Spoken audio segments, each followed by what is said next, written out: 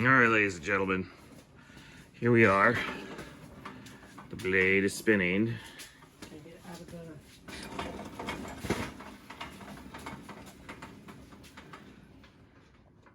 How's it going, Daniel? Pretty good. Are we mounting motors? Are we making things?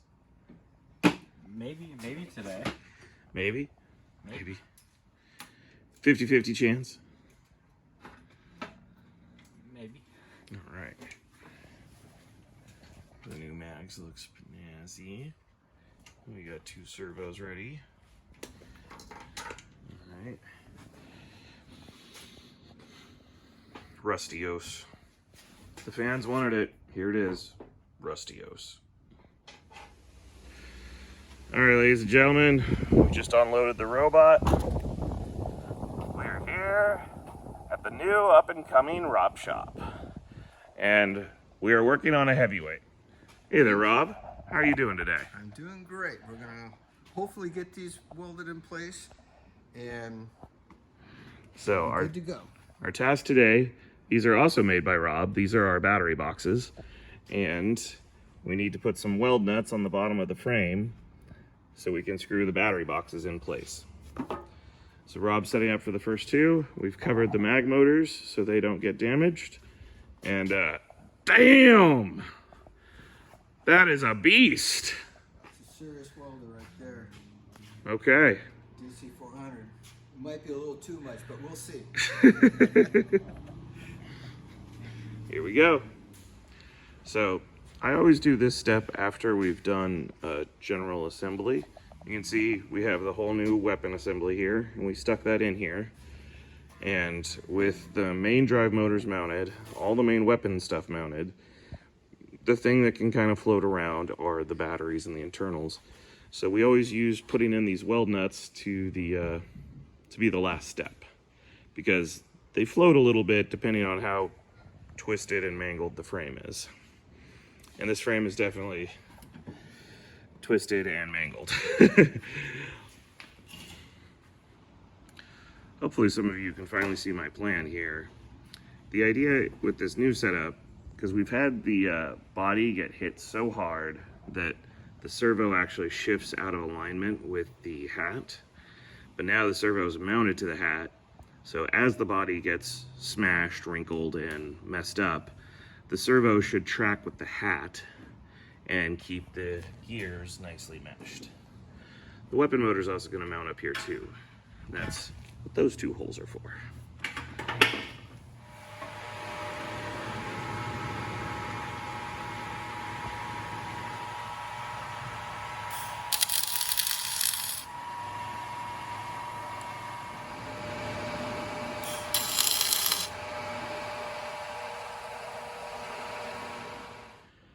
So Rob made very short work of this, and everything's welded in. And I do like how we can just pull the whole weapon assembly out and take everything with it. That's our first time using that feature, and it was fairly nice, although that thing is heavy as hell to lift. It is. But I really like the new design. Yeah. Because once that's out of here, my God, it's so open to work on. Yeah. Way better than before. Way better. Hopefully this will speed up our pit time. So next up, Rob, there was one piece I didn't have the dimensions when I was down at All Weld, and to not bug Matt again, I'm hoping you can do this one for me. I think I can handle that. I'll move this stuff. We're gonna add in the support rail that holds the weapon motor.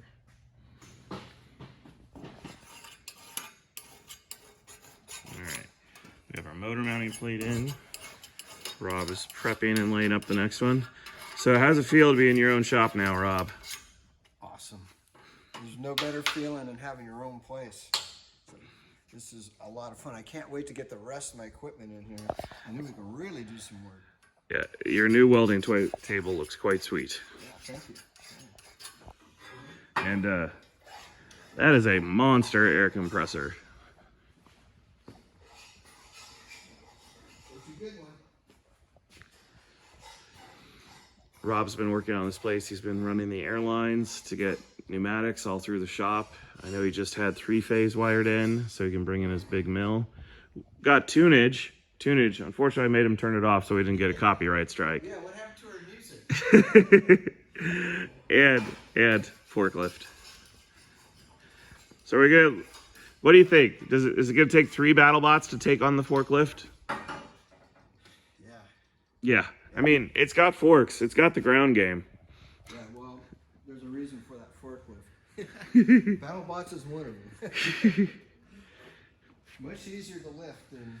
We'll just get 3 Skorpioses. Yeah.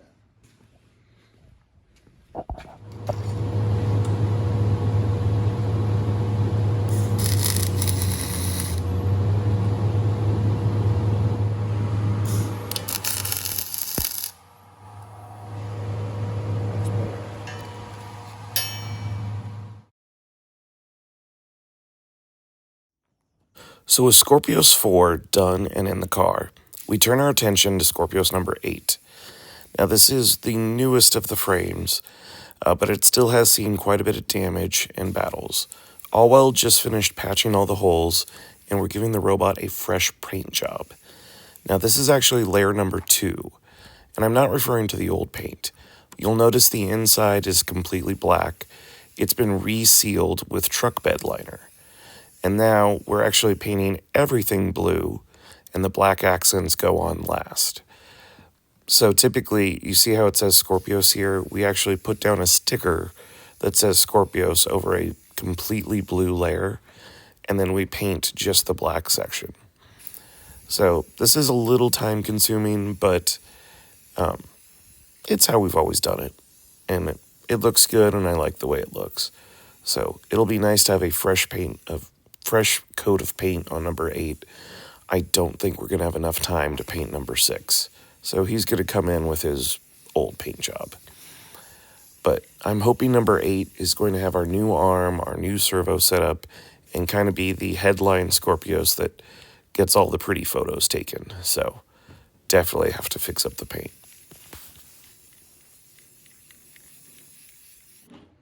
So how goes the chains? Are you officially the chain gang? Working on the chains. I'm sorry, Daniel. Everything is sticky.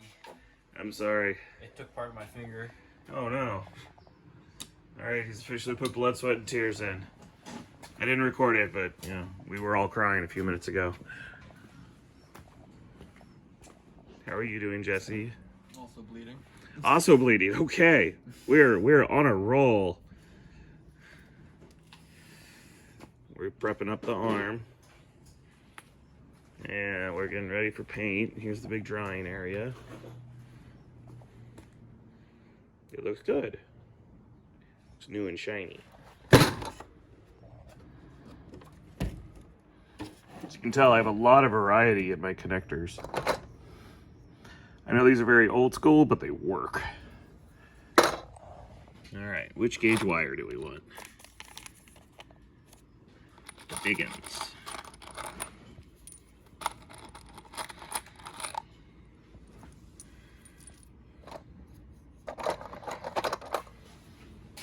Oh, and ketchup. Welcome to MTV Crimp. That's right, I'm going to take you on a tour and show you how we crimp our wires around here. Let's go.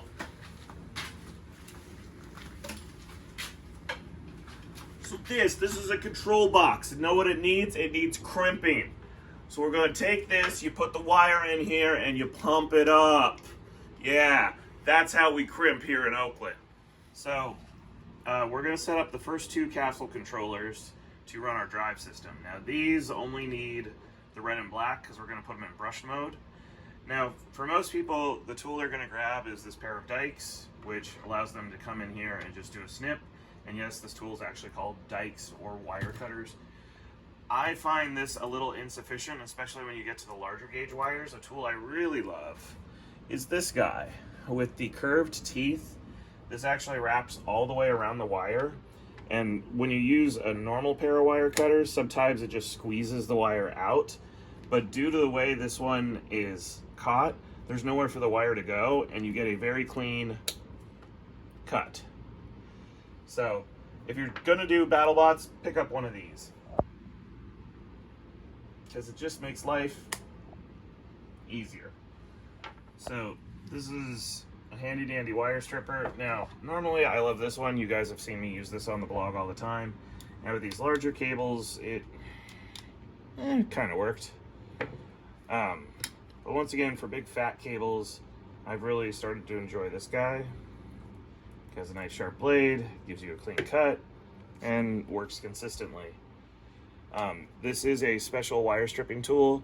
It's got for different gauges, and then for the bigger ones, it just has this, once again, curved section where we can get in here, add a little pressure and twist, and boom, wire stripped. So then we go ahead and we're going to put, this is for the Anderson connector, and you can see that's about just the right perfect amount of length. It does help if you twist this just a little, but you don't put this on and then try to put the connector on it. How you do it is you go ahead and start pumping this guy up. You want to pump it up. Oh yeah, fiddly, fiddly, fiddly. But here I go. One more little pump. Everything is now rigid. It's in there. We feed the wire in. And then you crush. And you're gonna keep pumping this until you see these two gaps close.